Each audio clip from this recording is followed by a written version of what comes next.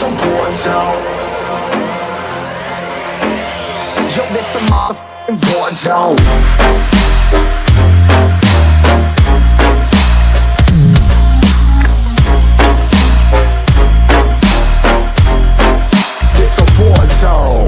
പുതുതായിട്ട് കൊടുത്തിട്ടുള്ള ഫ്രണ്ടിലെ ഒരു ഹെഡ്ലൈറ്റിൻ്റെ ആ ഒരു വിൻഷീൽഡിൻ്റെ ഒക്കെ ഭാഗത്തേക്ക് ഇനി മുതൽ ഡിസൈൻ ഇഷ്ടപ്പെട്ടില്ല എന്ന് ഈ ഒരു RC390 വന്നിട്ടുള്ളത്.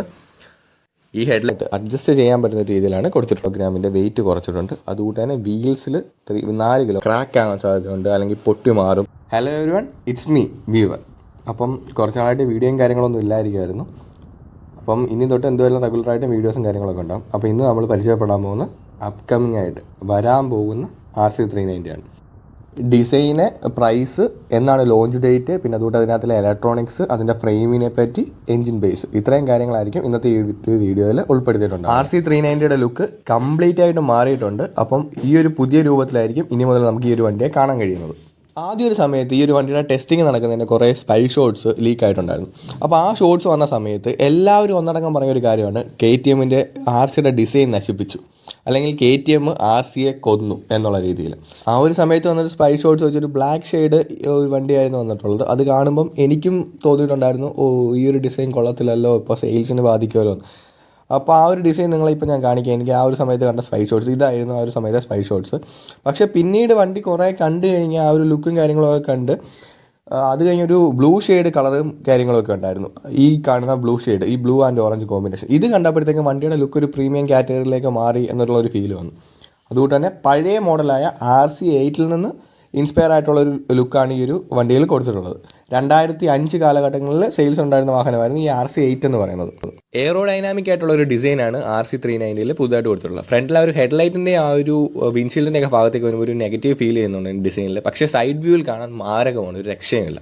ഇനി മുതൽ ഡിസൈൻ ഇഷ്ടപ്പെട്ടില്ല എന്ന് പറഞ്ഞിട്ട് കാര്യമില്ല. ഇനി ഇറങ്ങാൻ പോകുന്ന RC390 എന്തായാലും ഈ ഒരു രൂപത്തിലായിരിക്കും. നമുക്ക് അതിൻ്റെ ലൈറ്റ്സിലേക്ക് പോകാം. നോർമലായിട്ട് KTM കാണുന്നോട്ട് ഹെക്സഗണൽ ഷേപ്പിലുള്ള LED ഹെഡ്ലൈറ്റ്സ് ആണ് ഈ ഒരു RC390 വന്നിട്ടുള്ളത്. ഈ ഹെഡ്ലൈറ്റ്സിൻ്റെ ഫംഗ്ഷനിങ്, അതിൻ്റെ ആ ഒരു പെർഫോമൻസ് ഒക്കെ അറിയണമെങ്കിൽ വണ്ടി ലോഞ്ച് ആയതിനു ശേഷം മാത്രമേ പറയാൻ പറ്റത്തുള്ളൂ. പിന്നെ അതുകൂട്ട് വിൻഷീൽഡുമായിട്ട് ഇൻറ്റഗ്രേറ്റഡ് ആയിട്ട് ആ ഇരുവശങ്ങളിലും LED ഇൻഡിക്കേറ്റേഴ്സ് വന്നിട്ടുണ്ട്. അപ്പോൾ അത് ആ ഒരു ഡിസൈനിൽ ഇച്ചിരി കൂടെ അട്രാക്റ്റീവായിട്ട് തോന്നുന്നുണ്ട്. അട്രാക്റ്റീവായിട്ട് വെക്കാൻ KTM വളരെയധികം ശ്രമിച്ചിട്ടുണ്ട്. വർഷങ്ങളായിട്ട് നമ്മൾ കണ്ടുകൊണ്ടിരുന്ന ഒരു ലുക്കിൽ നിന്ന് എൻറ്റയർലി ഡിഫറൻ്റ് ആയിട്ട് പുതിയൊരു ലുക്കിലാണ് ഈ ഒരു വാഹനം വന്നിട്ടുള്ളത്. അതുകൊണ്ടാണ് പലർക്കും ആ ലുക്ക് അങ്ങോട്ട് ഇഷ്ടപ്പെടാതിരിക്കുന്നത്. ബ്രേക്ക് ലൈറ്റിൻ്റെ ഭാഗത്ത് പോയാലും LED ബ്രേക്ക് ലൈറ്റ്സ് ആണ് ഈ ഒരു വാഹനത്തിൽ കൊടുത്തിട്ടുള്ളത്. RC390 മറ്റൊരു പ്രശ്നമായിരുന്നു, നമ്മൾ ഒരുപാട് സ്പോർട്ടിയായിട്ട്, അതായത് ഒരുപാട് കുനിങ്ങി നടന്ന വണ്ടി ഓടിക്കേണ്ടി വരും. അത് നമുക്ക് കൈക്കൊക്കെ വളരെ സ്ട്രെയിനാണ്. ഇപ്പോൾ ഇച്ചിരി ലോങ് ഒക്കെ പോകുമ്പോൾ, അല്ലെങ്കിൽ കണ്ടിന്യൂസ് ആയിട്ട് ഓടിക്കുമ്പോൾ കൈക്കൊക്കെ ചെറിയ രീതിയിൽ സ്ട്രെയിനായിരുന്നു. അപ്പം പുതിയ മോഡലിൽ ക്ലിപ്പ് ഓൺ ഹാൻഡിൽ ബാർസ് കൊണ്ടുവന്നിട്ടുണ്ട്. ഇത് വണ്ടി ഓടിക്കുന്ന ഒരു വ്യക്തിയുടെ റൈഡിങ് സ്റ്റൈലിനനുസരിച്ച് മുകളിലേക്കോ സൈഡിലേക്കോ അഡ്ജസ്റ്റ് ചെയ്യാൻ പറ്റുന്ന രീതിയിലാണ് കൊടുത്തിട്ടുള്ളത്. പഴയ മോഡലിനേക്കാട്ടിൽ ഏകദേശം ഒരു 4 കിലോയോളം വെയിറ്റ് റിഡക്ഷൻ വന്നിട്ടുണ്ട്. ഇപ്പോഴത്തെ RC390 വെയിറ്റ് ഏകദേശം 155 കിലോഗ്രാമാണ്. അത് സബ് ഫ്രെയിമിൽ 1.5 കിലോഗ്രാമിൻ്റെ വെയിറ്റ് കുറച്ചിട്ടുണ്ട്. അതുകൂട്ട് തന്നെ വീൽസിൽ 4 കിലോഗ്രാം 3.4 കിലോഗ്രാംസും, അതേകൂട്ട് തന്നെ ബ്രേക്കിൽ ഏകദേശം 960 ഗ്രാമും വെയിറ്റ് റിഡക്ഷൻ ചെയ്തിട്ടുണ്ട്. വീൽസിൽ വെയിറ്റ് റിഡക്ഷൻ വരുത്തിയിട്ടുണ്ട് എന്ന വാർത്തയ്ക്ക് പുറകെ ഒരുപാട് റൂമേഴ്സ് പറഞ്ഞിട്ടുണ്ടായിരുന്നു. വീൽസ് പെട്ടെന്ന് ക്രാക്ക് ആകാൻ സാധ്യതയുണ്ട്, അല്ലെങ്കിൽ പൊട്ടി മാറും, കാരണം വീൽസിൻ്റെ കട്ടി കുറച്ചിട്ടുണ്ട്.